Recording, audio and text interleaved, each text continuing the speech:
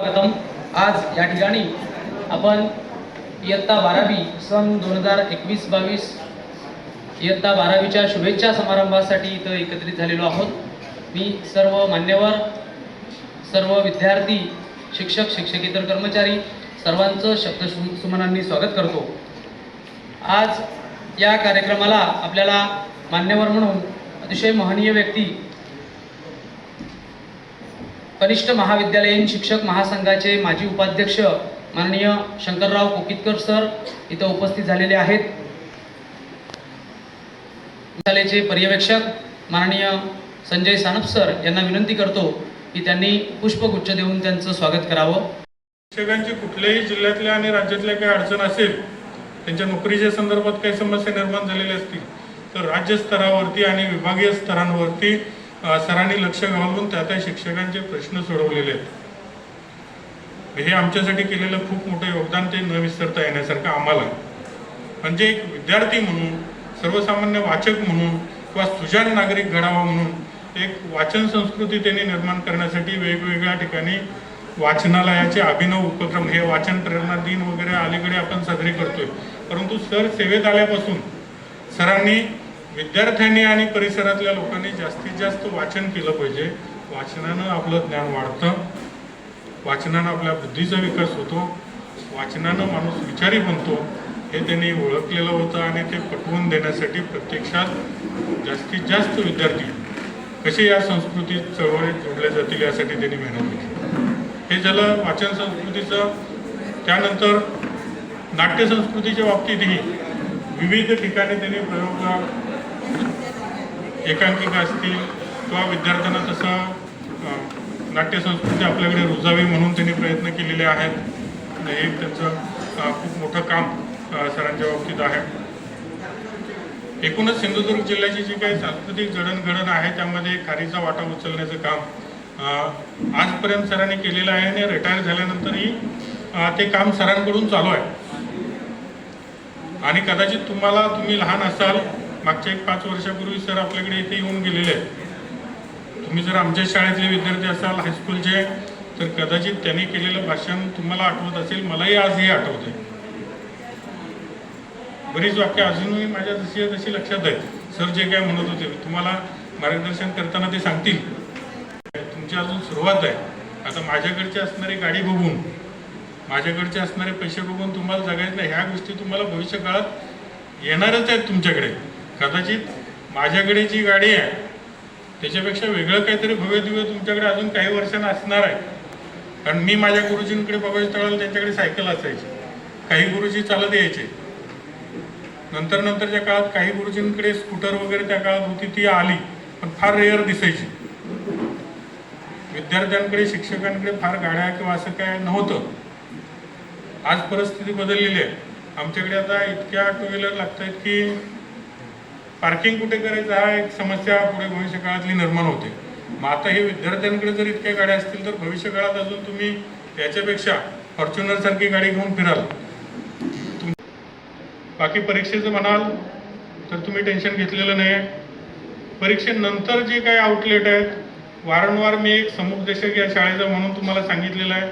10वी 12वी नंतर सायन्सच्या विद्यार्थ्यांनी काय करावं, कॉमर्सच्या विद्यार्थ्यांनी कुठे जावं, वेगवेगळे कार्यक्रम आपण या ठिकाणी राबवलेले आहेत। आणि ही शाळा आपल्यासाठी, इथून तुम्ही जरी शाळेचे माजी विद्यार्थी झाला, अजून तुम्हाला सिनियर कॉलेजची शिक्षणाची संधी इथे आहे, पण इथून जर बाहेर पडून दुसऱ्या कुठल्या शिक्षण संस्थेत तुम्ही गेला आणि तुम्हाला कुठलीही शैक्षणिक अडचण आली तरी सुद्धा एक समुपदेशक म्हणून मला तुम्ही संपर्क साधायला हरकत नाही। किंवा आपले शिक्षक त्यामधले अनुभवी शिक्षक आहेत, 25-25, 30-30 वर्ष सेवा झालेले शिक्षक आहेत, त्यांना बराचसा अनुभव आजूबाजूच्या शिक्षण संस्थाविषयींचा आहे, माहिती आहे।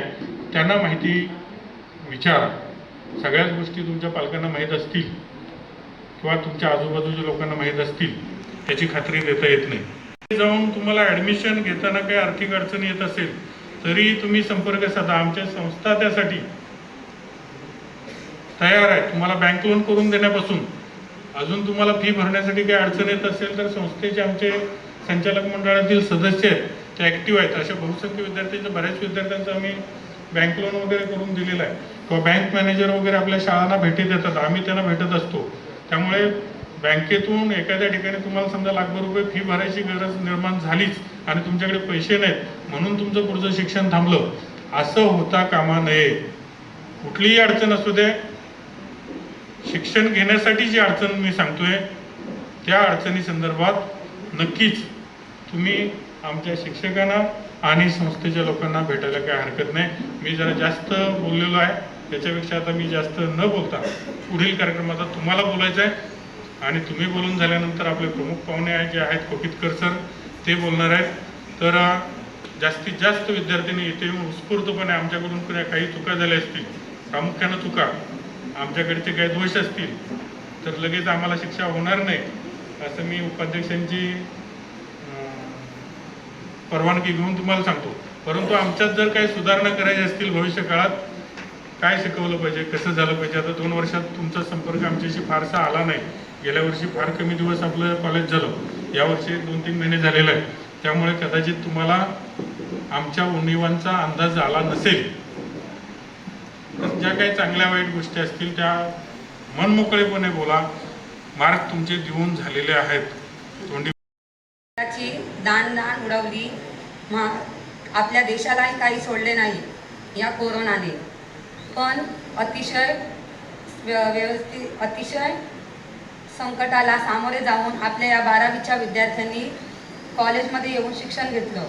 कोरोना महामारीने आपल्या शिक्षणाची पद्धत बिघडवली. कधी ऑनलाईन तर कधी ऑफलाईन असं शिक्षण घेतलं. पण आता कुठे आपलं कॉलेज चालू झालं आणि त्यात बसेस बंद, ST बंद पडल्या, तरीही काही विद्यार्थी मिळेल त्या वाहनाने कॉलेजमध्ये आले, चालत. अशा कुठच्याही परिस्थितीत ते कॉलेजमध्ये पोचले. येईल त्या परिस्थितीला सामोरे जाऊन कॉलेजमध्ये येऊन शिक्षण घेऊन आज त्यांचा निरोप सोहळा आहे. तर आमच्या 11वी अ विद्यार्थ्यांकडून त्यांना हार्दिक शुभेच्छा. शेवटी मी एवढंच बोलीन, हौसले में हो बुलंद तो इरादे हो पक्के, हौसलों में हो बुलंद तो इरादे हो पक्के, हौसलों में हो बुलंद तो इरादे हो पक्के, तो कामयाबी पाने में किस्मत भी नहीं दे सकते धक्के. एवढं बोलून मी माझे 2 शब्द थांबवते. व्यासपीठावरील उपस्थित मान्यवर शिक्षक व इथे जमले माझे सर्व विद्यार्थी मित्रांनो, आज आपण इयत्ता 12वीच्या विद्यार्थ्यांना शुभेच्छा देण्यासाठी जमलो आहोत. तरी सर्वप्रथम मला इथे बोलण्याची संधी दिल्याबद्दल मी तुम्हा सर्वांचे आभार मानते व माझ्या छोट्याशा व माझ्या मनोगताला सुरुवात करते.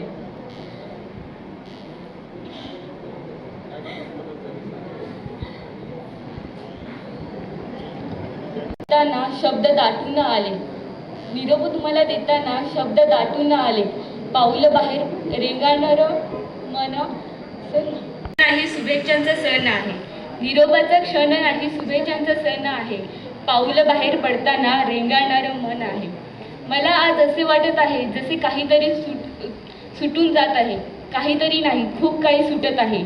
जीवन म्हणजे सतत सुरू असलेला एक प्रवास आहे. मग या प्रवासात काही माणसे आयुष्यभर सोबत असतात तर काहींना मध्येच त्यांच्या मुक्कामी उतरावं लागतं. म्हणजेच आयुष्यात आपल्याला अशा अनेक निरोप समारंभांना सामोरे जावं लागते. मग ती शाळा असो किंवा कॉलेज.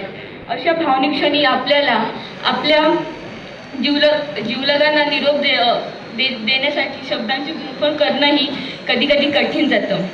निरोप तुम्हाला देताना शब्द गोठून गेले, निरोप तुम्हाला देताना शब्द गोठून गेले, पाझरणाऱ्या डोळ्यातून व्यक्त होऊन गेले, पाझरणाऱ्या डोळ्यातून व्यक्त होऊन गेले. एवढं बोलून मी माझे 2 शब्द संपवते व इथे जमलेल्या सर्व 12वी शाखेतील विद्यार्थ्यांना माझ्याकडून व माझ्या 11वी कॉमर्स क वर्गाकडून तुम्हाला तुमच्या बोर्ड एक्झामसाठी तसेच पुढील भावी आयुष्यासाठी खूप खूप शुभेच्छा. धन्यवाद. सर्व वर्गमित्रांनो, आज आपण इथे 12वीच्या सदीच्या समारंभासाठी जमलो आहोत. तर मी 11वी कॉमर्सच्या वर्गाकडून 12वीच्या सर्व शाखेतील विद्यार्थ्यांना येणाऱ्या बोर्ड परीक्षेसाठी खूप खूप शुभेच्छा देतो. माझे 2 शब्द इथे संपवतो. सन्माननीय व्यासपीठावर उपस्थित मान्यवर, उपस्थित सर्व विद्यार्थी, मी श्रद्धा तावडे, 11वी कॉमर्स क मधील विद्यार्थिनी. मी आज येथे 12वीच्या विद्यार्थ्यांना शुभेच्छा देण्यासाठी येथे उपस्थित आहे. जाणाऱ्याला निरोप देणे हा केवळ शिष्टाचार नाही, तर तो आपल्या भारतीय संस्कृतीचा भाग आहे, आपल्या संस्कृतीचा आविष्कार आहे. निरोप द्यावा निरोप घ्यावा, निरोप द्यावा निरोप घ्यावा, परिणाम मनी क्लेश धरावा. आयुष्यात जेव्हा जेव्हा भेटाल स्मितवंदन करून जरूर करा. आज आपण बघता बघता निरोप समारंभाला येऊन पोहोचलो. आजपासून परीक्षेला सामोरे जाण्यासाठी काउंट डाऊन ॲज बिगेन. यापुढील सर्व वेळ नियोजनपूर्ण वापरल्यास अपेक्षेपेक्षा जास्त यश तुम्हाला मिळाल्याशिवाय राहणार नाही. यश फक्त एकच पाऊल दूर आहे, ते योग्य पाऊल टाकत चला. शेवटी मी तुम्हाला सर्व विद्यार्थिनींना परीक्षेसाठी शुभेच्छा देते. शेवटी एकच बोलेन, लहरों से डरकर नौका पार नहीं होती, लहरों से डरकर नौका पार नहीं होती और कोशिश करने वालों की कभी हार नहीं होती. धन्यवाद. सन्माननीय प्राचार्य, आदरणीय सर्व शिक्षक आणि येथे उपस्थित सर्व विद्यार्थी मित्रांनो, माझा तुम्हाला मनापासून नमस्कार. मी तुम्हाला तुमच्या उज्ज्वल भविष्यासाठी शुभेच्छा देण्यासाठी 11वी क या वर्गामधून आलेली आहे. मी आपणासमोर काही भावना व्यक्त करू इच्छिते. सर्वांनी एवढे नेहमी लक्षात ठेवावे, कितीही सुखद असली तरी कुठेतरी संपणारी वाट असते. कितीही सुखद असली तरी कुठेतरी संपणारी वाट असते, पण संपणाऱ्या वाटेसोबतच जन्मणारी एक नवी पहाट असते. पण संपणाऱ्या वाटेसोबतच जन्मणारी नवी पहाट असते.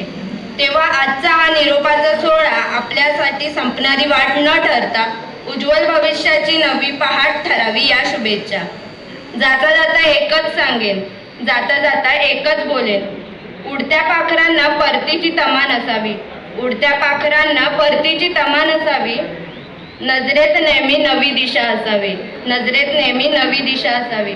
घरट्याचं काय केव्हाही बांधता येईल, घरट्याचं काय केव्हाही बांधता येईल. क्षितिजा पलीकडे झेप घेण्याची मनात जिद्द असावी, क्षितिजा पलीकडे झेप घेण्याची मनात जिद्द असावी. धन्यवाद. शिक्षक आणि इथे जमलेल्या माझ्या सर्व विद्यार्थी मित्रांनो, आज तुमचा सेंड ऑफचा कार्यक्रम आहे.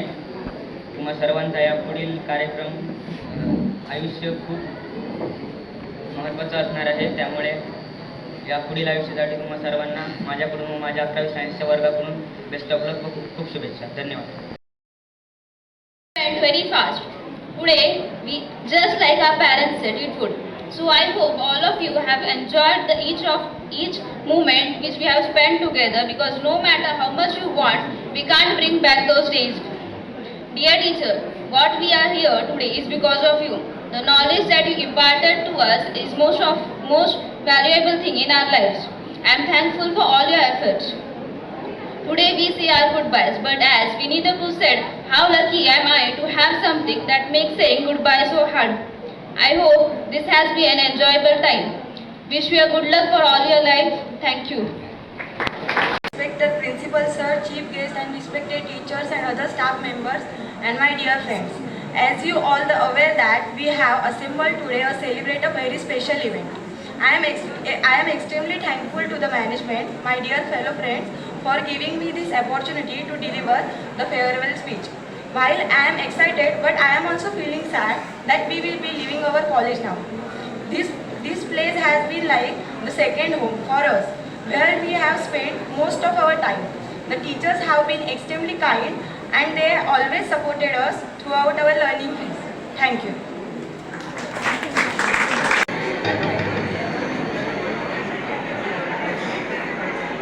आदरणीय शिक्षक आणि माझ्या जमलेल्या बालमित्र, बाल नाही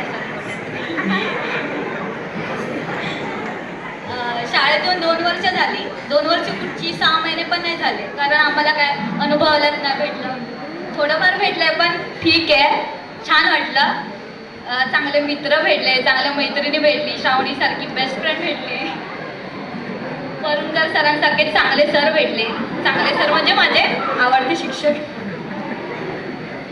गुरव सर, शेटे सर खूप छान शिकवतात. अजून शिकावंसं वाटतं त्यांच्यासोबत, पण काय करणार आता, जावं लागणार ना, पाठवतात लवकर. ठीक आहे, जातो लवकर, नक्की कधीतरी येऊ. म्हणजे FY असं आहे की आमच्याकडे अजून आर्ट्स डिव्हिजन आहे ना, येतं लवकर. जाता जाता एवढंच सांगते, कविता वगैरे बोलणार नाही आहे मी. हां, राणे सर, माझं नाव दिगंती आहे. थँक्यू. माझं नाव दीक्षा दिगंबर हरियाल. मी इयत्ता 12वी क ची विद्यार्थिनी आहे. व्यासपीठावर जमलेले सर्व शिक्षक, इतर कर्मचारी तसेच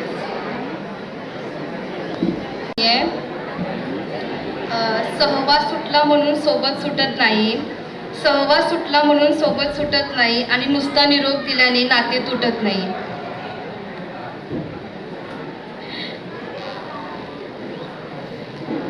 खूप काही दिले, चांगले शिक्षक दिले, खूप सारं ज्ञान दिलं त्या शिक्षकांनी.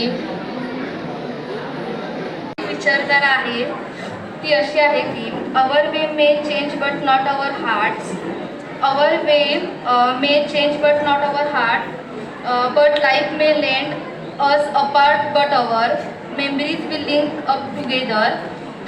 माझ्याकडून व इयत्ता 12वी क च्या विद्यार्थ्याकडून 12वीच्या सर्व बंधू भगिनींना बोर्ड परीक्षेच्या मनपूर्वक शुभेच्छा. धन्यवाद. प्राचार्य, शिक्षक आणि इथे जमलेल्या माझ्या विद्यार्थी मित्रांनो, माझे नाव पल्लवी शिवनेकर. आजचा दिवस म्हणजे आपण एक पायरी म्हणून जगात पुढे प्रवेश करत आहोत. प्रत्येक माणूस घडवण्यासाठी आज या जगात कोणाचा हात असेल तर तो म्हणजे शिक्षक. त्यांनी जर प्रयत्न केले नसते तर यापैकी काहीही शक्य झालं नसतं आणि तुम्ही आणि मी येथे बसलो नसतो. मला आठवतं आहे की माझ्या शाळेच्या पहिल्या दिवशी खूपच मी चिंताग्रस्त झाले होते. मी कोणालाही ओळखत नव्हते किंवा दुसरे कोण मला ओळखत नव्हतं. आज या व्यासपीठावर उभे राहून मी येथे उपस्थित असलेल्या प्रत्येकाची नावे सांगू शकते, कारण तुम्ही लोक माझ्या आठवणीत आहात. पण हे क्षण आपण कधीच विसरू शकणार नाही. काही कडू, काही गोड, पण कधीही विसरणार नाहीत असे क्षण आहेत. माझे सर्व शिक्षक, माझे सहकारी आणि माझ्या सर्व कनिष्ठांबद्दल मी अपार कृतज्ञ आहे. या लोकांनी मला येथे बांधले आहे आणि मला स्वतःला पाहण्यास सक्षम केले आहे. मला माझी खरी क्षमता येथे सापडली आणि मला वाटत नाही की तुम्ही नसता तर कोणालाही शक्य झालं नसतं. माझ्या प्रिय शिक्षकांनी पुस्तकांमध्ये जे शिकवले जात नाही त्यापेक्षा मला खूप जास्त शिकवले. यासारखे ज्ञान अमूल्य आहे आणि ते कुठेही मिळवले जाऊ शकत नाही. माझ्या शिक्षकांनी मला एक चांगली व्यक्ती कशी घडवावी हे शिकवलं. मी सहानुभूती कशी बाळगावी, काळजी कशी घ्यावी आणि उत्तम माणूस कसे व्हावे हे मी आमच्या शिक्षकांकडून शिकले. एवढे बोलून मी माझे 2 शब्द संपवते. सर्वांचं स्वागत. आज व्यक्त करतोय तर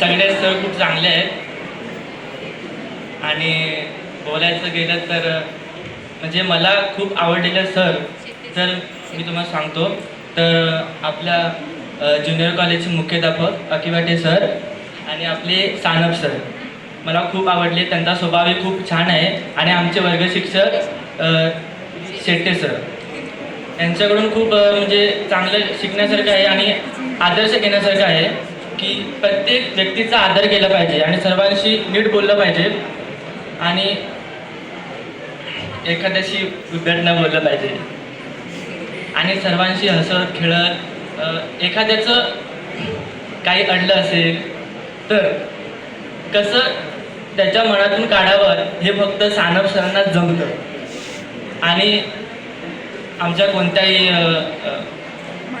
ते काहीही असो, कोणतीही सिच्युएशन असो, काही प्रॉब्लेम असेल आणि सानप सरांनी कधी सॉल्व केला नाही असं होऊ शकतच नाही. आणि तसंच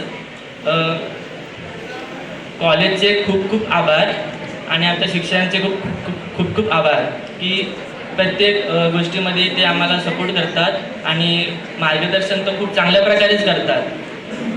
आता आपली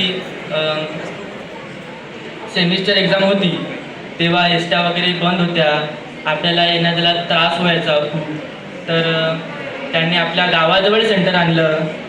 म्हणजे असं कधी मी पाहिलंच नाही आणि ऐकलंसुद्धा नाही की असे शिक्षक वागू शकतात आपल्याशी आणि इतक्या चांगल्या स्वभावाने प्रेमाने.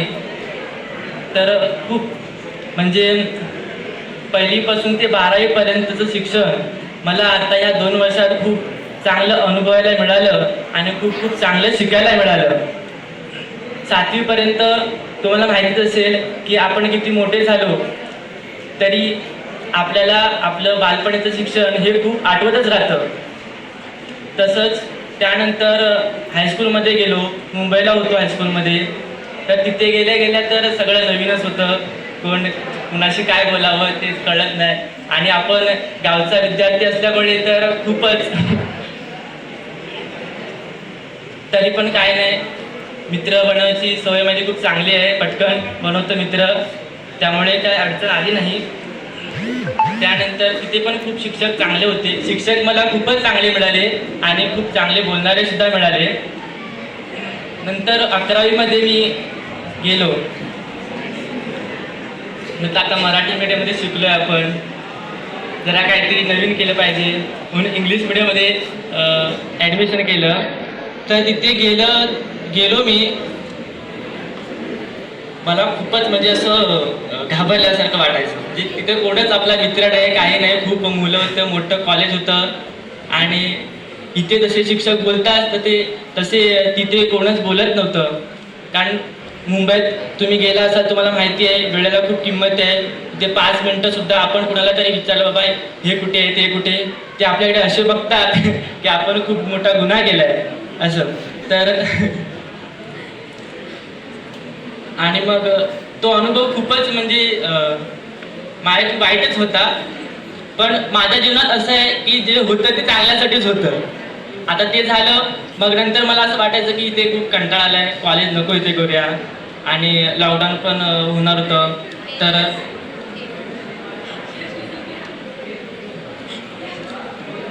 तर मग म्हटलं आता हे कॉलेज आपण सोडून देऊया आणि म्हटलं आपल्या गावी जाऊया, बेस्ट ऑप्शन. तर मग गावी आलो आणि ओळख झाली माझी अकिवाटे सरांशी. आणि इथे म्हणजे खूपच म्हणजे विद्यार्थ्यांसाठी कोणतीही गोष्ट असू द्या, शिक्षक नेहमी तत्पर असतात की फक्त तो विद्यार्थी माझ्याकडे येऊ देच की मी त्याचं काम पूर्ण करणारच, असं त्यांचं असतं नेहमी. आणि हे मला खूपच आवडलं, कारण हे कुठे असं बघायला मिळत नाही आणि ऐकायलाही मिळत नाही. असे शिक्षक मिळणं म्हणजे आपलं सौभाग्य आहे. आणि आता बोलायचंच राहिलं त्यांच्याबद्दल, वाईट काय बोलणार, सगळं चांगलंच आहे. तरी सुद्धा अशीच आमच्याशी नीट आमच्याशी आणि पुढील येणाऱ्या विद्यार्थ्यांशी खूप चांगल्या प्रकारे वागत जा. आणि सर्वात म्हणजे खूप म्हणजे मला भीती वाटते त्या सरांची. म्हणजे सर्वात तुम्हाला माहिती असेल कोण, आपले वरुणकर सर आणि गुरसाळे सर. मला खूप भीती वाटायची या सरांची, पण नंतर शेवटी समजायला लागलं म्हणजे कोणी शिक्षक वाईट नसतो, प्रत्येकाचा एक स्वभाव असतो आणि तसं वागावंच लागतं. नाहीतर सगळे जर चांगले वागले तर आपण कसे नीट वागणार ना. त्यामुळे त्यांनी पण तसं वागलंच पाहिजे, त्यांच्या जागेवर ते बरोबरच आहेत. आणि गुरसाळे सर जे ओरडतात ना, जीवावर येतो खरंच, खूपच जीवावर येतो. इतकी भीती वाटते मला गुरसाळे सर बोलले की, आणि ओरडतात ते बघायलाच नको, इकडचा इकडे येतो.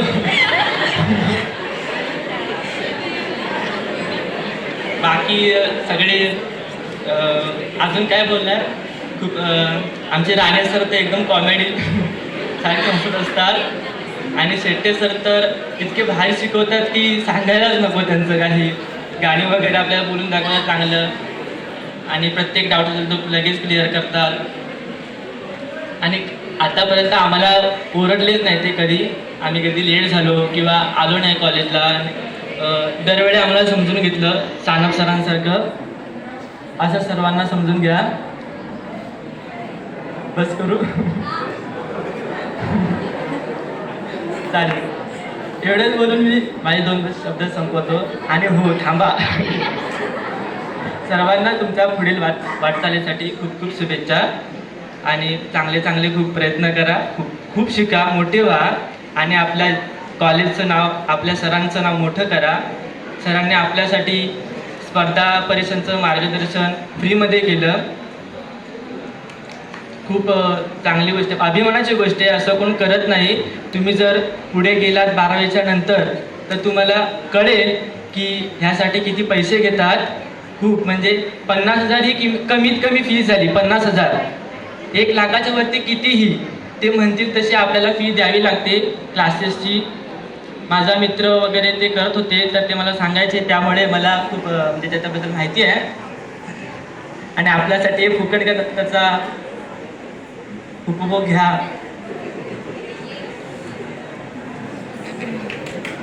थांबा, एवढी काय घाई आहे तुम्हाला? बोलणार तर काहीच नाही. आठवू द्या जरा आणखीन. मी काही तयारी करून आलेलो नाही, त्यामुळे मला अजून काय बोलायचं काही एवढं काही माहिती नाही. हां, मी स्फूर्त बघताय. बस झालं, आता एवढंच बोलतो. चला, धन्यवाद. व्यासपीठावर उपस्थित सर्व शिक्षक वर्ग आणि इथे जमलेले माझ्या सर्व मित्रमैत्रिणी, नमस्कार. माझे नाव स्नेहा धर्मराज चव्हाण, इयत्ता 12वी कॉमर्स अ. हा तर खरं तर निरोपाचा सण नाही, शुभेच्छाचा सण आहे. आज इथे आपण 12वीच्या शुभेच्छेसाठी इथे जमलो आहोत. सर्वप्रथम तुम्ही सर्व खूप छान दिसताय बरं का.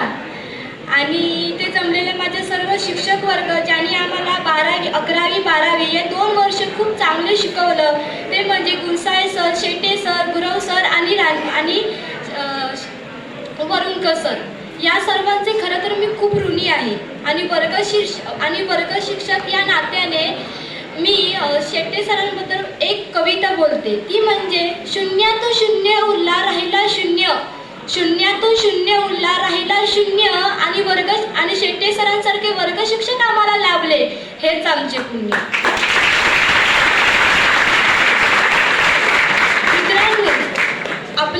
मित्रांनो, ज्या शिक्षकांनी आपल्याला शिकवलं त्यांचे आदर करा, शिका, मोठे व्हा आणि आपल्या कॉलेजचे, आपल्या शाळेचे, आपल्या आई-वडिलांचे नाव मोठे करा. मित्रांनो, आपल्यातला एक आदर्श युवक आपण घडवू शकतो. आपण जर पाहिलं तर आपल्या देशाचा आदर्श युवक हा आपल्यातच दडलेला आहे. त्यामुळे तो कसा असावा ते तुम्हाला मी सांगू इच्छिते. भारताचा एक आदर्श युवक, चेहऱ्यावरती तेज आहे, देहामध्ये शक्ती आहे. चेहऱ्यावरती तेज आहे, देहामध्ये शक्ती आहे. मनामध्ये उत्साह आहे, बुद्धीमध्ये विवेक आहे. हृदयामध्ये करुणा आहे, मातृभूमीवर प्रेम आहे. मन ज्याचे स्थिर आहे, इच्छाशक्ती प्रबळ आहे. धाडसाचे ते बळ आहे, सिंहासारखा निर्मळ आहे. धैर्य त्याचे उच्च आहे, सत्य त्याचा ईश्वर आहे. व्यसनापासून मुक्त आहे, जीवनामध्ये शिस्त आहे. दीनदुबळ्याचा मित्र आहे, पालकांवरती श्रद्धा आहे. गुरुजनांचा आदर आहे. चारित्र्य ज्याचे सुंदर आहे, नीट ऐका, चारित्र्य ज्याचे सुंदर आहे, तो या भारतभूमीचा एक आदर्श युवक आहे. तो त्या भारतभूमीचा. ते मित्रांनो, आपल्याला जर भारताचा आदर्श युवक घडवायचा असेल तर हे करा आणि आपल्या कॉलेजचे नाव उज्ज्वल करा. आपल्या 11वीच्या सर्व विद्यार्थ्यांनी आम्हाला 12वीसाठी खूप शुभेच्छा दिल्या आहेत, त्यांचे मी आभार मानते. आणि ते सर्व आणि माझ्या कॉलेजतर्फे, माझ्या वर्गातर्फे 12वीच्या सर्व विद्यार्थ्यांना परीक्षेसाठी खूप खूप शुभेच्छा. धन्यवाद. All of you, respected chief guest, respected teachers and all my dear friends. आज इथे मी काही तयारी करून नाही आले आहे. मगापासून तुम्हाला सर्वांचे स्पीचेस ऐकते तर मला सुद्धा असं वाटतं की आपण पण काहीतरी थोडं जाऊन बोलावं. तर जसं आपल्या सर्वांना माहिती आहे की आज 12वीच्या विद्यार्थ्यांचा निरोप समारंभ आहे. मी माझ्या स्वतःबद्दल बोलेन. मी माझी 10वी जी आहे ती नडगेमध्ये पूर्ण केली, नॅशनल इंग्लिश मिडियम स्कूलमध्ये. आणि तिथून मग 11वीमध्ये मी ह्या कॉलेजमध्ये आले. तेव्हा प्रश्न पडायचा की म्हणजे कुठला कॉलेज करा. तेव्हा मला पप्पाने सांगितलं की तू आपल्या गावात जे आहे कॉलेज इतकं छान आहे तिथेच तू कॉलेज कर.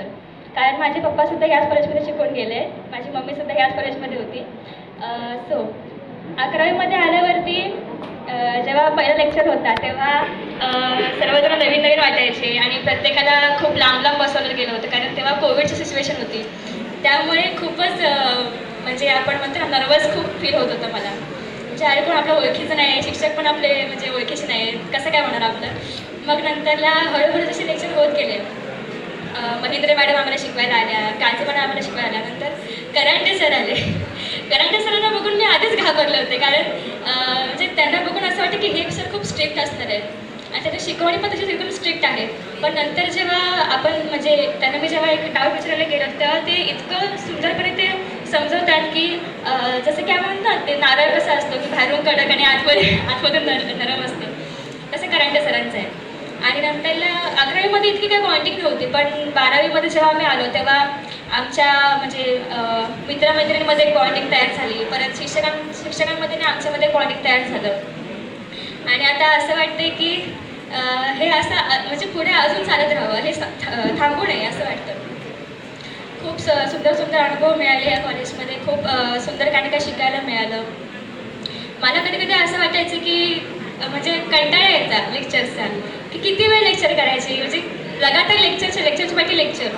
पण नंतर असं डोक्यामध्ये यायचं की आपण फक्त ऐकून इतके कंटाळतो, पण हे शिक्षक जे असतात ते इतका वेळ उभं राहून आपल्याला जसे शिकवतात, त्यांच्या ह्या उपकारांची परतफेड आपण कधीच करू शकत नाही. पण एक आपण करू शकतो की त्यांनी जे आपल्याला मेहनत घेतलेली आहे त्या मेहनतीला फळ म्हणून आपण आपल्या एक्झामसाठी जी आता आपली एक्झाम येणार आहे त्या एक्झामसाठी प्रिपरेशन व्यवस्थित करून चांगले मार्क्स आपण आणू शकतो, इतकं तरी आपण करू शकतो शिक्षकांसाठी. आणि जाता जाता हेच बोलेन की thank you so much to all of my teachers who gave a valuable education to us and इतक्या भयानक कोविड सिच्युएशनमध्ये सुद्धा तुम्ही आमच्यासाठी ह्या कॉलेजमध्ये आमच्यासाठी खास म्हणजे शिक्षण देण्यासाठी तुम्ही आमच्यासाठी उपलब्ध होता. परत जर आम्हाला काही डाऊट वगैरे आले तर तुम्ही ते व्यवस्थित सगळे सॉल्व्ह करून दिले. आम्हाला कधीच असं वाटलं नाही की आम्ही कुठेतरी वेगळ्या कॉलेजमध्ये आहोत, तर आम्हाला असं वाटतं की आम्ही आमच्या घरीच आहोत, इतकं आमचं बॉन्डिंग झालेलं आहे. आणि स्पेशल गोष्ट मी सांगेन की म्हणजे आम्हाला जे शिक्षक होते जसं की काळजी मॅडम, महेंद्र मॅडम, लोके sir, Varunkar sir, Gurav sir, ह्या सर्व शिक्षकांनी कधीही म्हणजे आम्हाला एकेरी नावाने कधी बोलवलं नाही. ते नेहमी तुम्ही, तुमचं असं म्हणायचे, तुझं, तू असं कधीच नाही बोलले. तर हे मला खूप छान वाटलं की शिक्षकांबद्दल इतकं म्हणजे शिक्षकांच्या मनामध्ये आमच्याबद्दल इतकं रिस्पेक्ट आहे, तर आमच्या मनामध्ये त्यांच्याबद्दल किती रिस्पेक्ट आहे. तर जाता जाता हेच सांगेन की म्हणजे जे माझे 12वीचे विद्यार्थी आहेत त्या सर्वांना त्यांच्या भावी आयुष्यासाठी खूप खूप शुभेच्छा. आणि येणाऱ्या बोर्ड एक्झाममध्ये सुद्धा तुम्ही तुमचा 100% द्या, हीच माझी शुभेच्छा आहे. Thank you so much. व्यासपीठावरील मान्यवर शिक्षक, शिक्षकेतर कर्मचारी व माझ्या मित्रमैत्रिणी, आज आपला निरोप समारंभ आहे. पण हा निरोप समारंभ असताना आपल्याला एवढंच घ्यायचं आहे की आतापर्यंत आपण जे कॉलेजमध्ये आलो आहे की त्यामधून आपले लेक्चर्स काही चुकले, काही आपण त्यामध्ये लेक्चर्समध्ये शिकलो, मग त्यातूनच आपल्याला चांगले पर्सेंटेज मिळवायचे आहेत. तर जास्त काही बोलायला सुचत नाही आहे. पण महत्त्वाचं म्हणजे काय की शाळेत आल्यावरती जेव्हा 11वीला ॲडमिशन घेतलं त्यानंतर स्टार्टिंगला अशी कोणाची ओळख होत नव्हती.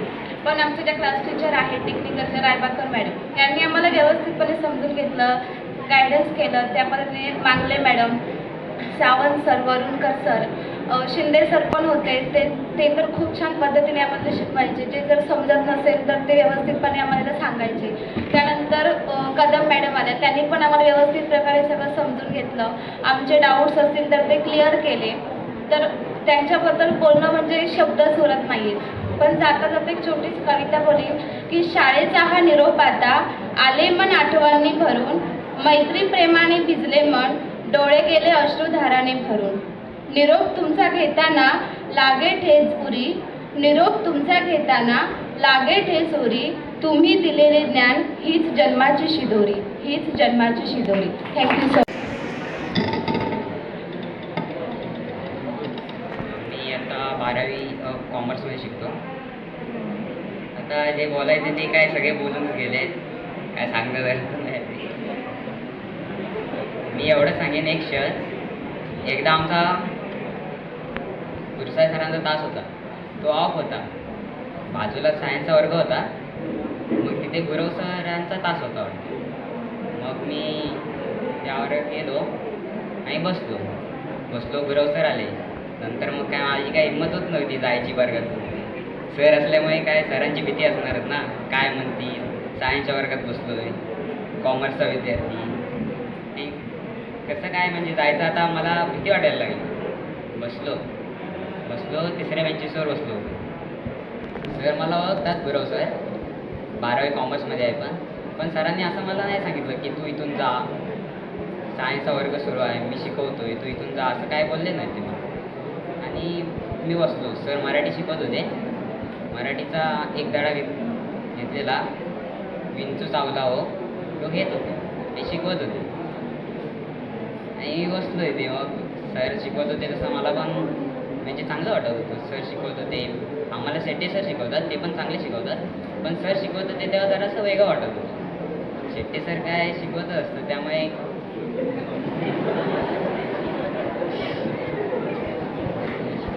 बसलो. सर काय जा म्हणालेलं आहे. मग थांबलो. सर चांगले शिकवतात. बाकीचे शिक्षक पण आमचे कॉमर्सचे चांगले शिकवतात. गुरसाय सर म्हणा, शेट्टी सर म्हणा, गुरव सर, परत कधी अजूनमधून राणे सर पण यायचे, काय ना काय सांगायचे. आर्टचा ऑफ तास असायचा तेव्हा सायन्सचे टीचर पण यायचे ऑफ तासाला. महेंद्र मॅडम यायच्या, परत केमिस्ट्रीच्या मॅडम यायच्या, असे कोण ना कोण यायचे. आणि शेट्टी सर तर आम्हाला कधी म्हणजे असं वैतुरी केलंच नाही. सर आम्हाला अहो म्हणायचे, पण आम्हाला पण जरा हसायला यायचं. सर अहो म्हटल्याबरोबर आमचा आपण म्हणजे मान ठेवायचे ना, त्यामुळे जरा कसं जरा मोठं असल्यासारखं वाटायचं. आणि सुरुवातीला मी इथे ॲडमिशन घेणार नव्हतो, जाणार होतो बेळगावला. ॲडमिशन मी इथे घेणार नव्हतो कारण आपल्या इथे इंग्लिशमध्ये कॉमर्स नाही आणि कसं, त्यामुळे मी जाणार होतो. पण सर म्हणाले की नको जाऊस म्हणून. अक्कीवाटी सर होते. अक्कीवाटी सरांनी मला सांगितलं की आपल्या कॉलेजमध्ये काय काय नवीन नवीन हे आहे, परत गुरसाय सरांनी कसे शिकवतात, त्यामुळे मग मी थांबलो इथे. मग गुरसाय सरांनी चांगले शिकवायचे. BK SP असू दे, परत शेट्टी सर अर्थशास्त्र मराठी असू दे, गुरव सर भूगोल शिकवायचे, भूगोलमधली प्रात्यक्षिके चांगली घ्यायचे. परत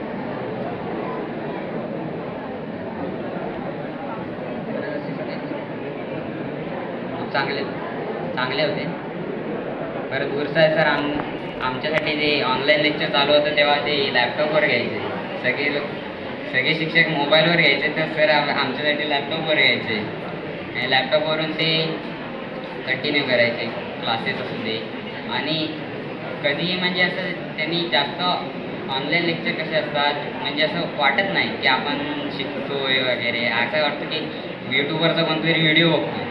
पण नाही, सर आम्हाला विचारायचे मध्येच अधूनमधून, सगळेच सर विचारायचे जे आम्हाला शिकवायला होते ते अधूनमधून विचारायचे. मध्येच विचारायचे कोण आहे काय रे, आहे की नाही, क्लास जॉईन करतोस की नाही, की ठेवून असा नुसता बसलेला असतोस, असं अधूनमधून विचारायचे. ते हसायला यायचं मध्ये. परत गुरसाय सर ते कॅल्क्युलेशन BKचं आणि कॅल्क्युलेशन असतात ते दाखवण्यासाठी ते यूज करायचे, त्यामुळे ते स्क्रीनवर यूज करायचे पेनने, म्हणजे असं ते होतं ते यूज करायचे, त्याच्यामुळे चांगलं समजायचं. वर्ग शिक्षकांसोबत तरी काय सांगायसारखं म्हणजे सर एकदम भारीच आहेत. शेट्टी सर म्हणायचे, आमच्याशी असं वागतच नाहीत की आम्ही विद्यार्थी आहे, असं वाटतं ते मित्रच आहेत. तर बाकी सगळे शिक्षक. आणि नंतर मग माझे आवडते शिक्षक म्हणजे वरुणकर सर, त्यांना बघितल्यावर मला तर पहिला हसू येतं, नंतर बाकीचं. वरुणकर सर सुरुवातीला आले 11वीत जरा म्हणजे ऑनलाईन लेक्चर होतं तेव्हा काय असं समजायचं नाही, कोण शिक्षक शिकवतात, म्हणजे आवाज फक्त यायचा तेवढंच. आणि म्हणजे स्क्रीन म्हणजे सर शिकवायचे तसं काय वाटायचं नाही. नंतर मग कॉलेज सुरू झालं 11वीचं कॉलेज सुरू झालं. 2 महिनेच होतं, जास्त काय नव्हतं, कारण परत कोरोना काळ आला ना, त्यामुळे कॉलेज हे झालं. वरुणकर सर आले तेव्हा जरा भीती वाटत होती, कारण इंग्लिश काय आता एवढं काय चांगलं नाही माझं, पण असं भीती वाटत होती जरा. नंतर मग ते वर्ष काय ते जास्त ओळख काय झाली नाही आमची. नंतर नंतर 12वीतून वरुणकर सर आले पहिल्या लेक्चरला. सर म्हणाले की तुम्ही मला तुमचा मित्रच समजा आणि मी पण तुमच्याशी फ्रेंडशिप चांगली नेली. मग सर म्हणाले जरासा धीर आला सरांसोबत बोलण्याचा आणि सर शिकवायचे.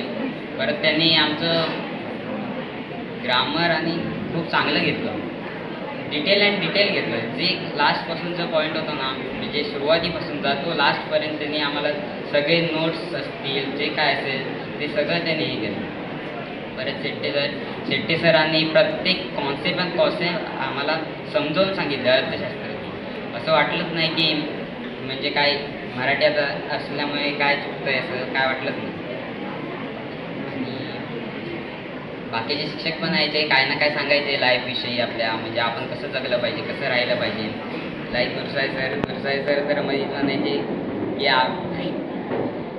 म्हणजे आपण कसं राहिलं पाहिजे ते सांगायचे. प्रत्येकांचे मी आभार मानते. सानप सर आम्हाला चांगल्या प्रकारे प्रशिक्षण देत होते. मी आता 5वीपासून या शाळेत कॉलेजमध्ये शिकत आहे. माझे नाव अदिती अविनाश लाड आहे. 5वीपासून चांगल्या प्रकारे या शाळेत चांगली सुविधा, चांगले प्रशिक्षण आम्हाला देण्यात आले होते. परत आमचे कॉलेजमध्ये Gursai sir, Shette sir, Varunkar sir, Gurav sir या सगळ्यांनी आम्हाला चांगल्या प्रकारे प्रशिक्षण दिले, चांगल्या प्रकारे शिकवले.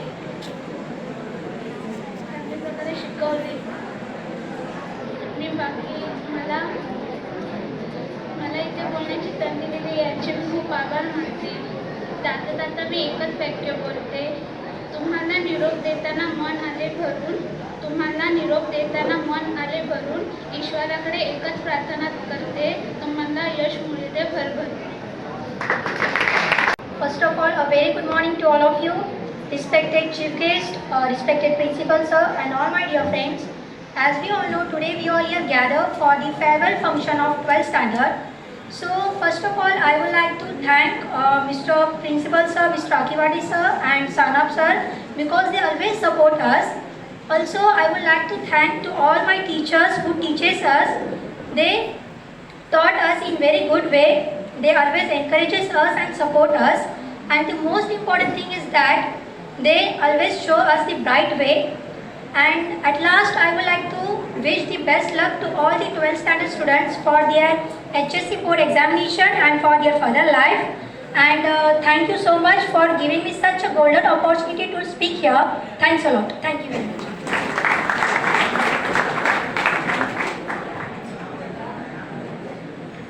Good morning to one and all present here, honorable chairpersons, respected principal, teachers, and my dear friends. First of all, thank you so much for giving me an opportunity to express my views. I would like to thank all my teachers that they give me us a valuable knowledge. Also, they always support us, encourage us in each and every subject.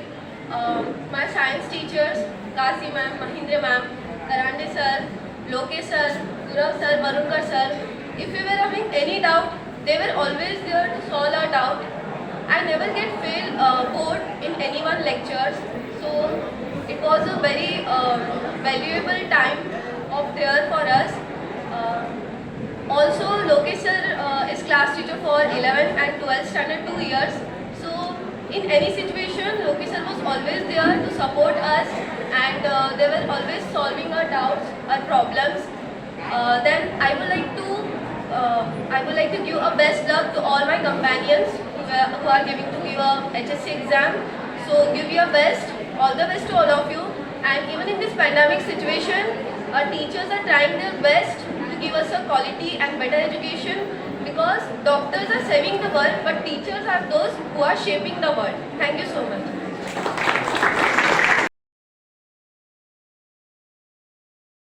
शिक्षक आणि येथे जमलेल्या माझ्या विद्यार्थी मित्रांनो, माझे नाव श्रावणी नारकर. आजचा दिवस म्हणजे आपण एक पायरी म्हणून जगात पुढे प्रवेश करत आहोत. प्रत्येक माणूस घडवण्यासाठी या जगात कोणाचा हात असेल तर तो म्हणजे शिक्षक. यांपैकी जर प्रयत्न केले नसते तर आपण इथे आहोत हे झालं नसतं. मी शॉर्टमध्ये माझ्या सर्व शिक्षकांचं तुमच्यासमोर वर्णन करणार आहे. माझे वर्गशिक्षक वरुणकर सर खूप छान आहेत. खूप छान शिकवलं त्यांनी आत्तापर्यंत आम्हाला. 2 वर्षाच्या कालखंडामध्ये त्यांनी खूप अनुभव आम्हाला चांगले दिले. इकॉनॉमिक्स हा अत्यंत किचकट विषय आहे. तो कानडकर सरांनी आम्हाला खूप छान पद्धतीने शिकवला. इंग्लिश हा विषयसुद्धा आम्हाला थोडाफार जमत नाही, तो सुद्धा त्यांनी आम्हाला खूप छान पद्धतीने शिकवला. आणि मी तुम्हाला तुमच्या पुढच्या भविष्यासाठी खूप शुभेच्छा देते आणि मी 2 शब्द संपवते. थँक्यू. सुरुवातीच्या प्रस्तावनेमध्ये सानप सरांनी सांगितलेलं होतं की मी फार वेळ घेणार नाही, प्रमुख पाहुण्यांचं भाषण ऐकायचं आहे. मलाही सगळ्यांची भाषणं ऐकायची होती, ऐकत राहिलो. अशा कार्यक्रमामध्ये होतं असं, कार्यक्रम लांबच जातो. प्रत्येकाला काहीतरी व्यक्त व्हायचं असतं, प्रत्येकाला काहीतरी म्हणायचं असतं. आणि म्हणता म्हणता वेळ इतका होतो की मग समोरच्या किंवा आणखी काही चेहऱ्यावरती ते दिसायला लागतं. काही 2-4 जांभया पडतात.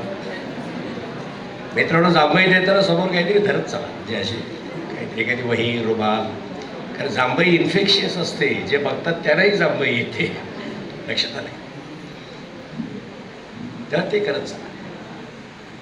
तेव्हा मी तुमचा फार वेळ घेणार नाही, तुम्हाला फार त्रास देणार नाही. सानप सर जरी म्हणाले असले की आम्हाला खूप ऐकायचं आहे, पण तुम्हाला नेमकं किती ऐकायचं याचा मला आता अंदाज आलेला आहे. मी तुमचा फार वेळ घेणार नाही.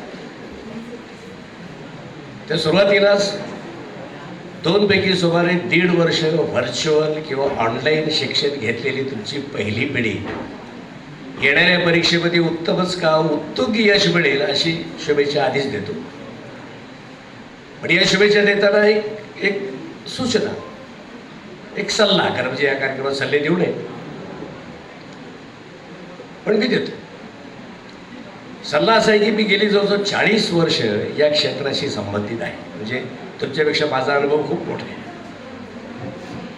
या अनुभवाच्या आधारावर मी तुम्हाला सांगतो मित्रांनो, हे जे काही फॉर्मल एज्युकेशन ज्याला आपण म्हणतो, औपचारिक शिक्षण तुम्ही वर्गात येऊन घेता, पुस्तकं वाचता, परीक्षा देता, चाचण्या देता, या शिक्षणात मिळालेलं यश आणि प्रत्यक्ष जीवनात मिळालेलं यश या 2 भिन्न गोष्टी.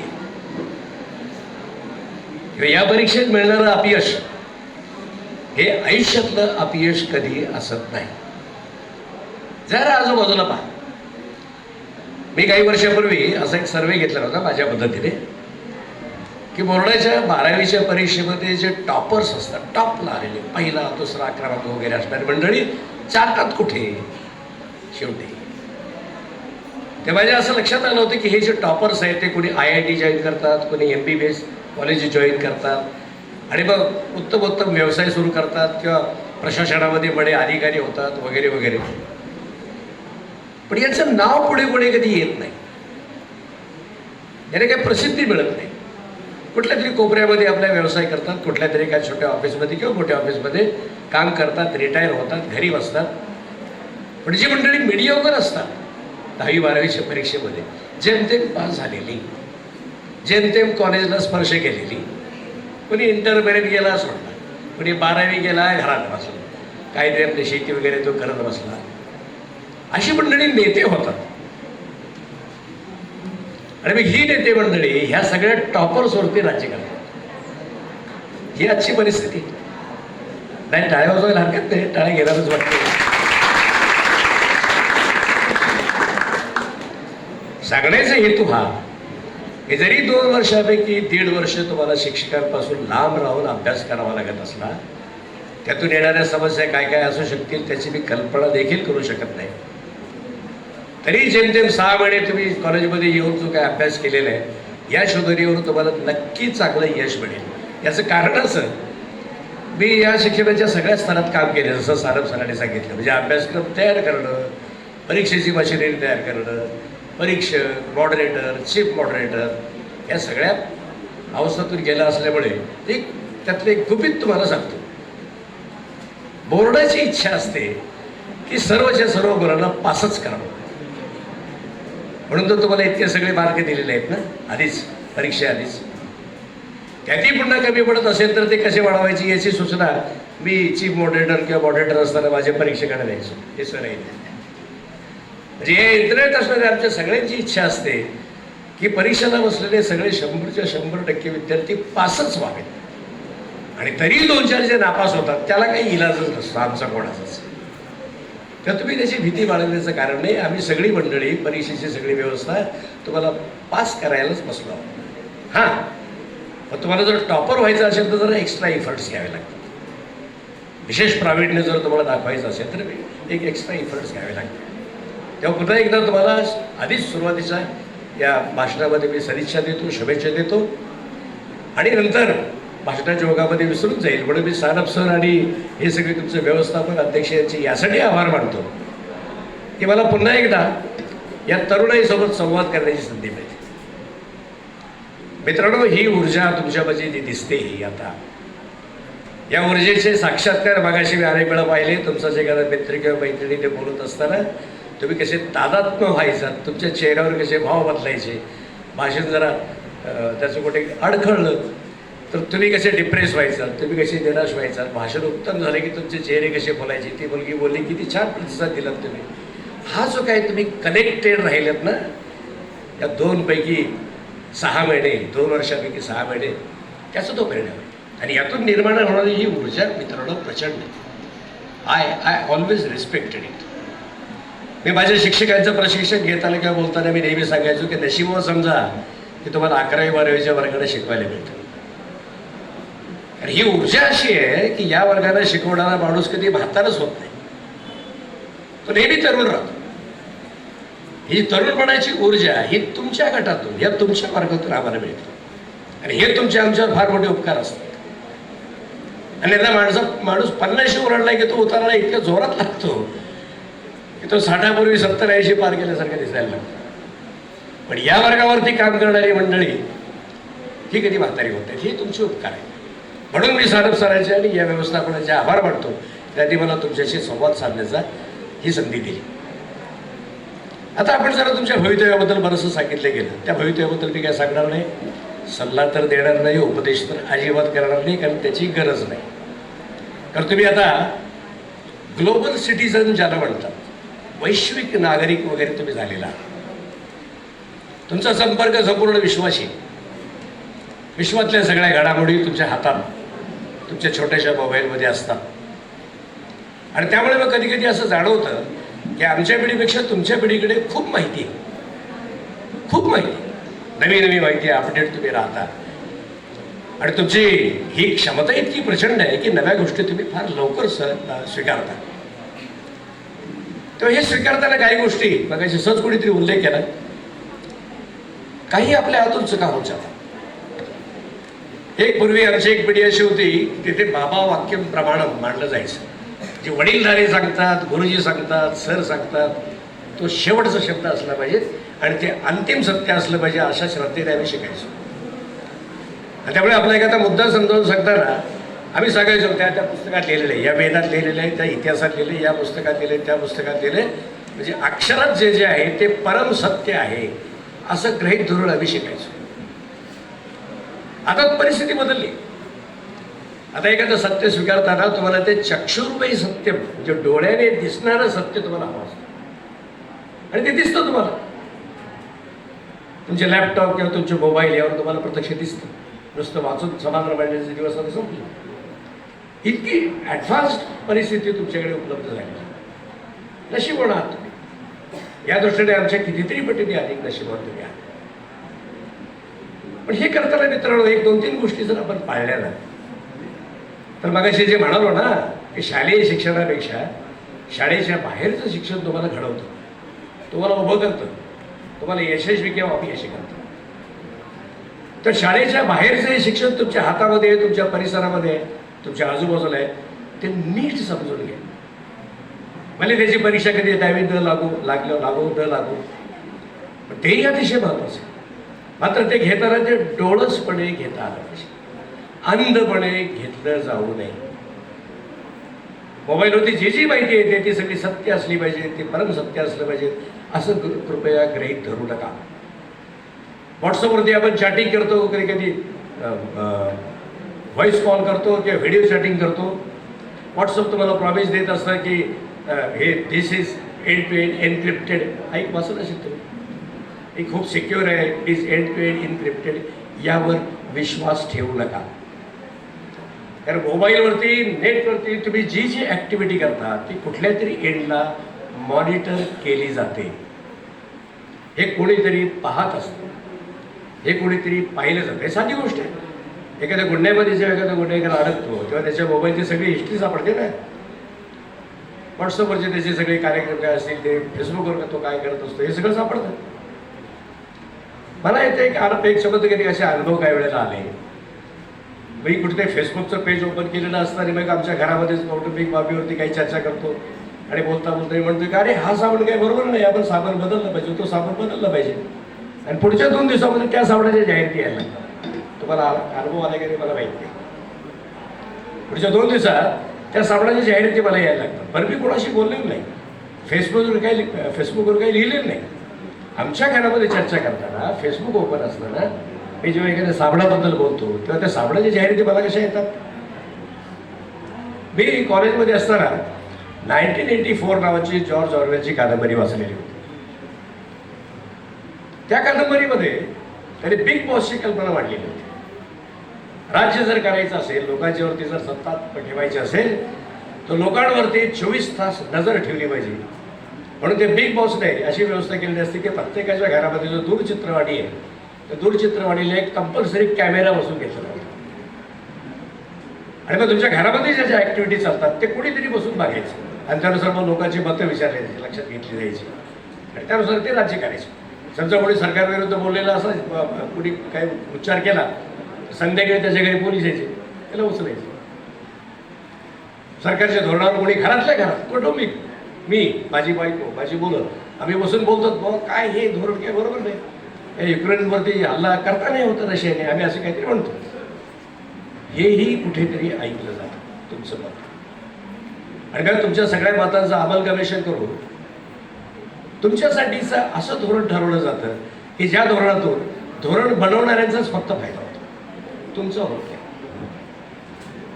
जरा स्पष्ट करतो, कारण तुम्ही उद्या नागरिक आहात, उद्या पुढच्या वर्षी मतदान करणार आहात तुम्ही, बरोबर.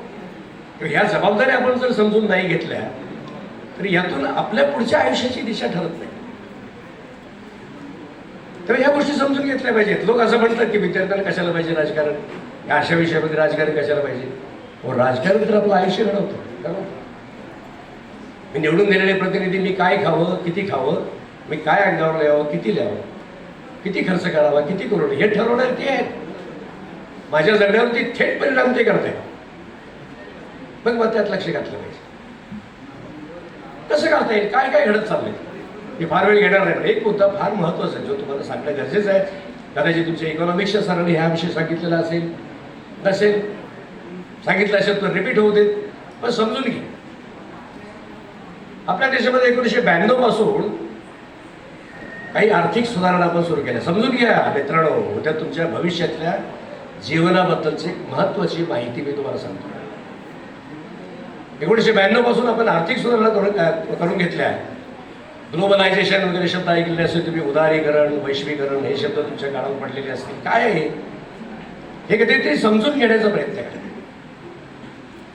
परिस्थिती अशी आली की जागतिक नेत्यांना असं वाटायला लागलं की कॅपिटलिझम, भांडवलशाही हाच सगळ्या प्रश्नांवरचं उत्तर आहे.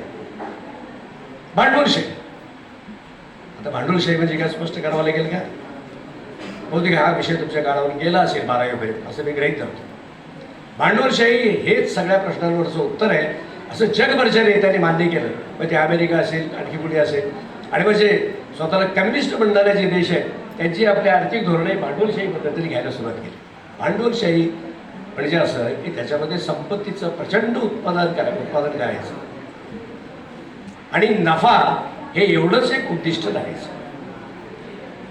आपल्याकडे 1992 सालापासून यायला उदारीकरण घेतलं, आर्थिकरण घेतलं आणि मग हळूहळू आपण जे पब्लिक सेक्टरमधले जे काय हे होते ते आपण अगदी 92 सालापासूनच टप्प्याटप्प्याने विकायला लागले. ते काय नवं सरकार आले त्यांनी विक्री सुरू केली असं नाही. त्याच्या आधीच आपण ते सुरू केलं, कारण आपण भांडवलशाहीकडे जायचं ठरवलं. भांडवलशाहीमध्ये संपत्तीची निर्मिती होते मित्रांनो, पण त्यातले सगळ्यात मोठा दोष कोणता असेल तर निर्माण झालेल्या संपत्तीचं नीट वितरण होत नाही. राष्ट्रीय संपत्ती ज्याला आपण म्हणतो ना, ती तुम्ही प्रत्येकजण निर्माण करता. तुमच्या घरातले तुमचे आईवडील निर्माण करतात, तुमचे शिक्षक निर्माण करतात, तुमचे डॉक्टर्स इंजिनियर्स निर्माण करतात. यातून निर्माण होणारी जी संपत्ती आहे त्याला आपण GDP म्हणतो. याचं नीट वितरण भांडवलशाहीमध्ये होत नाही आणि मग प्रचंड एक दरी निर्माण होत जाते. ती आता हळूहळू जाणवते आपल्याला. एका बाजूला प्रचंड महागाई वाढते, दुसऱ्या बाजूला उत्पादन कमी होते. तुम्ही उत्पादक घटक नाही आहेत त्यामुळे तुमच्या लक्षात येणार नाही, घरी जरा चर्चा करा. एका बाजूला प्रचंड महागाई वाढते, दुसऱ्या बाजूला प्रचंड उत्पादन कमी होत आहे, म्हणजे उत्पन्न कमी होतं, उत्पादन नाही, उत्पन्न कमी होते. ही समस्या भविष्यामध्ये येणार आहे. तुम्ही जेव्हा तुमचं ग्रॅज्युएशन पूर्ण करा, एखाद्या व्यवसायात जाल, ही समस्या नक्की येणार आहे आणि ती अतिशय तीव्रपणे येणार आहे. आता हा सगळा उहापोह मी काय केला ते सांगतो. तर भविष्यामध्ये जर तुम्ही काही स्वप्न रंगवलेली असतील, ती स्वप्न दिसत आहेत तुमच्या चेहऱ्यावर आणि स्वप्न बघणं नेहमी चांगलं. त्या दिशेने जाता तरी येतं. तुमच्यापैकी काही स्वप्न बघितले असतील, डॉक्टर होण्याची, इंजिनियर होण्याची, CA होण्याची, किंवा एखाद्या बिझनेसमॅन होण्याची, किंवा आणखी काही नोकरी करण्याची, प्रामुख्याने आहे आपली सगळी जी मानसिकता अशी आहे, शिक्षण पूर्ण झाले की नोकरी मिळाली पाहिजे अशी आपली मानसिकता. सुरक्षित नोकरी मिळाली पाहिजे. भविष्यामध्ये नेमक्या याच क्षेत्रावरती फार मोठा घाला येतो. कम्प्युटरायझेशन, आर्टिफिशियल इंटेलिजन्स या सगळ्यामुळे मनुष्यबळ अतिशय कमी लागणार आहे. त्यापुढे जो नोकरी मिळेल अशा प्रभावात राहू नका. मग काय करावं लागेल, या नव्या व्यवस्थेशी जुळवून घ्यावं लागेल. म्हणजे भांडवलशाही अर्थव्यवस्थेमध्ये लोकांच्या गरजा भागवणारे एक उत्पादन, काही संपत्ती मलाही निर्माण करावी लागेल. छोटे उद्योग काढून त्या परिसरामधील लोकांच्या गरजा भागवण्याच्या कला शिकून घ्या. अमुक इतकं शिकतो आणि मग नोकरी करतो आणि निवांतपणे रिटायर होऊन पेन्शन खातो, ही गोष्ट डोक्यातून काढून टाका. म्हणजे 1985 पासून सरकारने पेन्शन बंद केली. 1985 पासून आमचा तो लढा करतोय आम्ही, त्या जोड्या लोकांना तरी त्या पेन्शन. उद्या जेव्हा पूर्ण उदारीकरण आणि भांडवलशाही इथे येईल तेव्हा सगळ्यांची पेन्शन बंद केलेली असेल. वेतन हे तुमच्या उत्पादकतेशी निगडीत असेल, अगदी शिक्षकांचं सुद्धा. शिक्षक उत्पादन काय करतात त्यानुसार त्यांचं वेतन ठरवलं जाईल. आता जसं कॉर्पोरेट ऑफिसमध्ये, कॉर्पोरेट जगामध्ये तुम्ही नेमकं प्रोड्यूस किती करता त्याचे 10 किंवा 15% तुम्हाला वेतन दिलं जातं. ही व्यवस्था येणार आहे. या व्यवस्थेत जर आपल्याला टिकून राहायचं असेल तर वेगळी कौशल्य आपल्याला आत्मसात करावी लागतील. आतापर्यंत आयुष्य तुमचं एका छत्राखाली गेलं. आईबाबाचं, शाळेचं, कॉलेजची छत्री होती नाही. उन्हाळा, पावसाळा चिंता नव्हती. त्यामुळे मोबाईलमध्ये हातात मोबाईल आला की त्यासाठी ही माहिती घेण्याऐवजी आपण व्हॉट्सअप, फेसबुक, इंस्टाग्राम यात अडकून पडलो. जरा त्याच्या पलीकडे जाण्याचा प्रयत्न करा. बहुतांच्या जगाची माहिती घ्या आणि या बदलणाऱ्या जगामध्ये आपल्याला स्वतःला कसं फिट करता येईल याचा विचार करा. ते फार महत्त्वाचं आहे. दुसरा एक महत्त्वाचा बदल आपल्या जगामध्ये होतोय. उदारीकरणामुळे आपल्याला असं वाटलं की सगळं जग एकत्र आलं, संपूर्ण जग एक झालं. तसं नाही झालं, उलटं झालं. संपूर्ण जग एक झाल्याबरोबर प्रत्येक माणसाला असुरक्षित वाटायला लागलं, प्रत्येक गटाला. आणि प्रत्येक गट स्वतःचे छोटे गट करायला लागले. एक ताजं उदाहरण आहे. तुम्ही इतिहासाचे अभ्यासाला असाल तुम्ही तर रशिया आणि युक्रेनमध्ये जो संघर्ष आहे त्याचा अभ्यास समजून घ्या. ग्लासनोस आणि पेरेस्ट्रोइका आणणारे त्यांच्या अध्यक्षाने असं लक्षात घेतलं की हा भागच वेगळा आहे आपल्यापेक्षा, सांस्कृतिकदृष्ट्या, आर्थिकदृष्ट्या, म्हणून त्याला त्यांनी वेगळं अस्तित्व दिलं. पण युक्रेनचे लोक आहेत स्लाव वंशाचे, त्यांचं आणि रशियन लोकांचं पटेल. युक्रेनवाल्याला असं वाटायला लागलं की रशिया आपल्यावरती नेहमी हल्ला करणार, सांस्कृतिक हल्ला करणार, आर्थिक हल्ला करणार. त्याने रशियनांचा द्वेष करण्यास सुरुवात केली. आणि मग रशियन जी अतिशय सामर्थ्यशाली देश आहे त्यांना असं वाटायला लागलं की खरंच हे आपला द्वेष करतात. हे खरं नाही आहे, त्यांचे आर्थिक हितसंबंध वेगळे आहेत. पण हे पुढे करून त्यांनी वांशिक, भाषिक, जातीय, संपूर्ण जगभराचं सांगतोय मी, भारताचं नाही, असे छोटे तुकडे अधिक तीव्र करण्याचा प्रयत्न चाललेला आहे. हे समजून घ्या. आपल्या या जगात जर सुरक्षितपणे जगायचं असेल तर येणारे हे प्रभाव दूर कसे करता येतील आणि आपल्याला सुरक्षितपणे कसं जगता येईल यासाठी तुमच्या मोबाईलचा आणि या सगळ्याचा वापर करा. फेसबुक, इंस्टाग्राम, व्हॉट्सअप चालू दे, पण त्याचबरोबर हेही समजून घ्यायचं ही नवी जी संधी तुम्हाला मिळालेली आहे माहिती घेण्याची, माहितीचा प्रस्फोट झाला आहे, त्यातली बरीचशी माहिती तुमच्याकडे येते, ही डोळसपणे घ्या मित्रांनो. मी फार कळकळीने सांगते तुम्हाला, डोळसपणे घ्या, आंधळेपणाने घेऊ नका. फेसबुकवरती किंवा व्हॉट्सअपवरती येणारी प्रत्येक माहिती सत्य असतेच असं नाही. तुम्ही वेळ काढा, गुगलसारखे आणखी सर्च इंजिन्स आहेत त्यावर शोधा ते खरं आहे का. फॅक्ट चेकिंग ॲप्स आहेत ते डाउनलोड करून घ्या. एखादी माहिती आली तर त्याच्यावर टाका आणि बघा ते खरं आहे का ते. अन्यथा या व्हर्च्युअल जगात जगता जगता आपलं माणूस पण नाहीसं होईल. आणि अखेरीस मी पुन्हा एकदा ते जॉर्ज बर्नार्ड शॉने जे भविष्य कथन केलं होतं त्याबद्दल बोलतो नाही थांबतो. जॉर्ज बर्नार्ड शॉ एक फार मोठा नाटककार, एक विचारवंत नाटककार होऊन गेला. तिचं स्वतःला शेक्सपियरपेक्षा मोठा म्हणायचं. त्याने पुस्तक लिहिलं होतं, socialist guide to intelligence women's guide to socialism या नावाचं. Intelligent women's guide to socialism असं त्या पुस्तकाचं नाव होतं. त्या पुस्तकात त्याने एक भविष्य कथन केलं होतं की पुढच्या भविष्यामध्ये माणसं काल्पनिक गोष्टी डोक्यात भरून खऱ्या जगात जगण्याचा प्रयत्न करतील असं तो म्हणाला. लेट मी एक्सप्लेन, मी जरा एक्सप्लेन करतो. काल्पनिक गोष्टी डोक्यात भरून खऱ्या जगात जगण्याचा माणसं प्रयत्न करतील. एक सोपं उदाहरण आहे. समजा आपल्याला वास्तव काय आहे तर माणसं नेहमी 2 पायावर रस्त्यावरून चालतात, हे वास्तव आहे की नाही. समजा आपण आपल्या डोक्यात भरून घेतलं की माणसं उलटी चालत आहेत. काल्पनिक गोष्ट डोक्यात भरून घेतली, माणसं उलटी चालत आहेत, पायवर करून चालत आहेत. आणि तुम्हाला दिसलं माणसं उलटी चालले पायवर करून, तर तुमची रिॲक्शन काय होईल? हसू नये आपण, मोठे नाही हसू आपण रस्त्यावर हा हा हा हा करून. आणि मग जी माणसं त्यांच्या डोक्यामध्ये जी अशा कल्पना नाही त्यांनी जर तुमच्याकडे या अवस्थेत बघितलं रस्त्यावर हसतोय तर तो तुम्हाला काय म्हणेल? मॅडम म्हणणार, दुसरं काय म्हणणार. शॉचं भाकीत हे होतं, जगातली सगळी माणसं काल्पनिक गोष्टी डोक्यात भरून घेऊन मॅड होतील. आपण त्या मॅडनेट्सकडे जातो आहोत का हे एकदा चेक करा.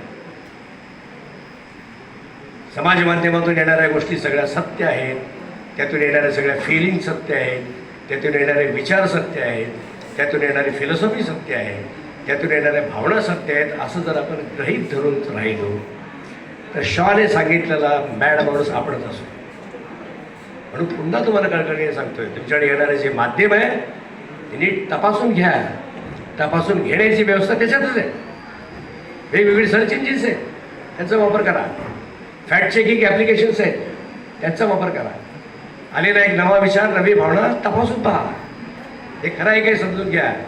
आणि हे सगळं केलं ना तर मला खात्री आहे की भविष्यामध्ये तुमच्या आयुष्यामध्ये, आयुष्याच्या शाळेमध्ये तुम्ही टॉपर असाल, उत्तम पद्धतीने पास व्हा. 12वीच्या परीक्षेत पास करायला आम्हीच बसलोय ना तुम्हाला, त्याची चिंता सोडून दे. आयुष्याच्या परीक्षेमध्ये कसं पास होता येईल याचा विचार करा. आणि त्यासाठी अशा अनेक गोष्टी आहेत. त्यातल्या 1-2-3 गोष्टी मी टिप्स म्हणून तुम्हाला देतोय. लक्षात ठेवा, उघड्या जगात तुम्ही जाता हे तुमच्याकडे असू नये. कुठल्याही गुरुकुलातून बाहेर पडताना गुरु त्यांना काही सल्ला द्यायचे 1-2 असे, तसा हा सल्ला समजा. आणि तुमच्या हातात असलेले मोबाईलकडे जरा पुन्हा एकदा नव्या नजरेतून पहा. तुमचं आयुष्य सुलभ होईल. सोपं होईल का मला सांगता येणार नाही आत्ता, तर सुलभ नक्की होईल. तेव्हा परत एकदा तुम्हाला शुभेच्छा देतो. वेळ खूप झालेला आहे, तुमच्याशी खूप बोलायचं असं ठरवलं, पण वेळेचा विचार करताना मला माझ्यावरती नियंत्रण ठेवणं गरजेचं आहे. या ठिकाणी मला येऊन बोलण्याची संधी दिली याबद्दल मी परत एकदा या सगळ्यांचे आभार मानतो. आणि तुमच्या भविष्यातल्या 12वीच्या आणि त्या पुढच्या आयुष्यातल्या परीक्षेमध्ये तुम्हाला उत्तम यश लाभो अशी परमेश्वराने प्रार्थना करतो आणि मी थांबतो. धन्यवाद.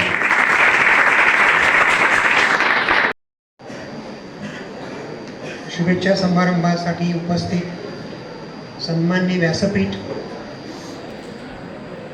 शिक्षक बंधू भगिनी आणि विद्यार्थी मित्रांनो, आज या ठिकाणी शुभेच्छा देण्यासाठी उपस्थित असताना तुमच्या भावना मी ऐकल्या. खरोखर मला अतिशय आनंद होतोय. की पेंढारकर सरांच्या या संकुलामध्ये त्यांचं सुसंस्कारित शिस्तबद्ध गुणवत्तापूर्ण शिक्षण देण्याचं ध्येय होतं, ते आम्ही आमच्या मंडळाच्या मार्गदर्शनाखाली सुरू ठेवलेलं असताना ते निश्चितपणानं यशस्वी होणार आहे असं तुमच्या भाषणातून मला समजलं, उमजलं, त्याची प्रचिती आहे. निश्चितपणानं आमचा मार्ग अतिशय योग्य प्रकारे चाललेला आहे असं मला जाणवतं. मागील 2 वर्षांमध्ये अतिशय खडतर परिस्थितीमध्ये आपण शिक्षण घेत आहात.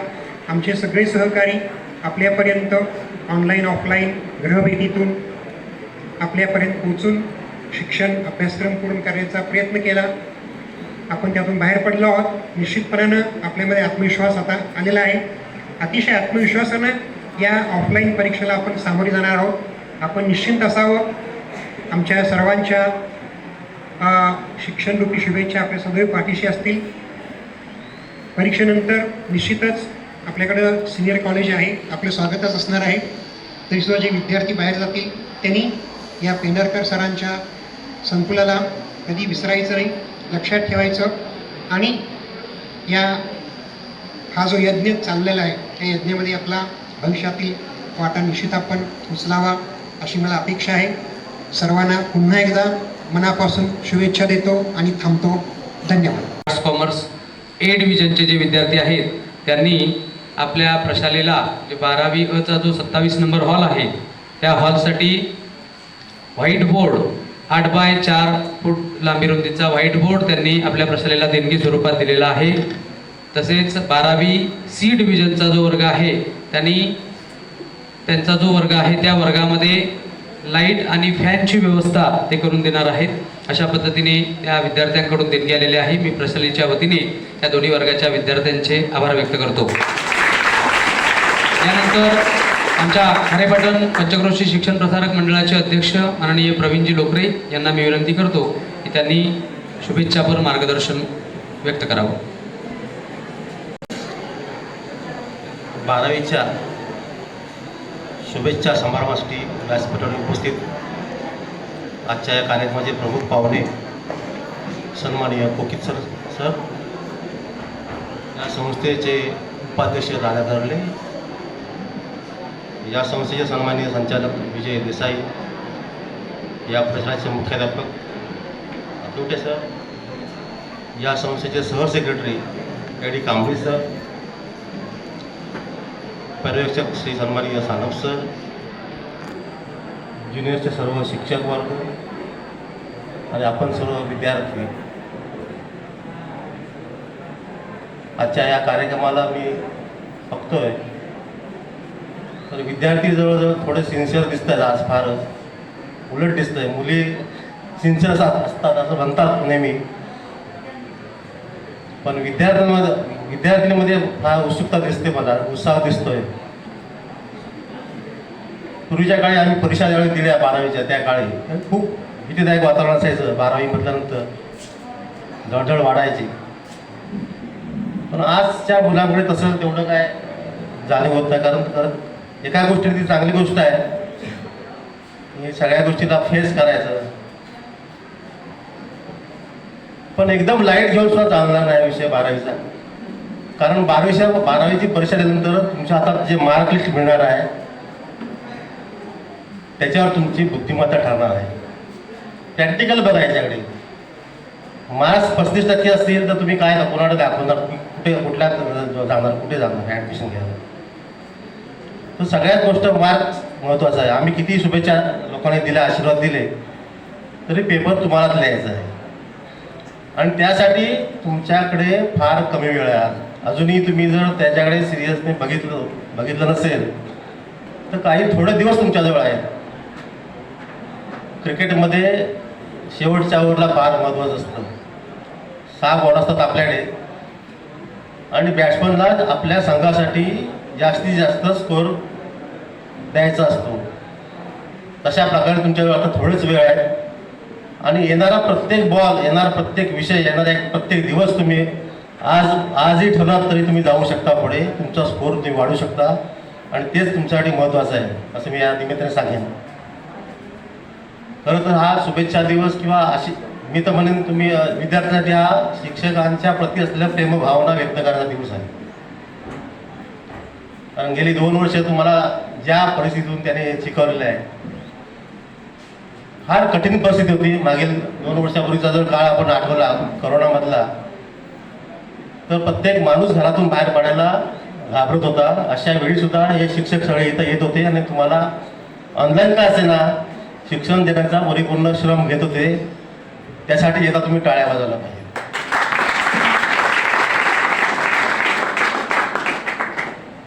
तर मी एवढंच सांगेन की तुम्ही अजूनही प्रयत्न करा. 12वीनंतर तुम्हाला अनेक वाटा मिळणार आहेत. आजच ठरवा कुठल्या विषयाला आपली आवड असेल त्या विषयाला दिशा देण्याचं, आपल्या करिअरला दिशा देण्याचं आजच तुम्ही ठरवायला पाहिजे. खरं तर 10वीमधून तुम्ही जेव्हा इकडे येता त्यावेळेस ठरवायला पाहिजे कुठल्या शाखेकडे ॲडमिशन घेताना. पण आपल्याकडे काय होतं बरंच आम्ही आता अनुभव घेतो, ॲडमिशन घेताना बरेच आपल्या मैत्रिणी जातात त्या दिशेलाच सगळे विद्यार्थी आपल्याला जायला एवढा असतो. पण हे फार चुकीचं आहे. आपली आवड आणि आपली निवड बघूनच आपण योग्य ती दिशा निवडायला पाहिजे.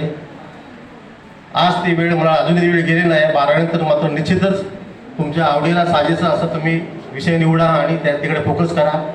मी पुन्हा एकदा शुभेच्छा देतो. धन्यवाद. जय महाराष्ट्र.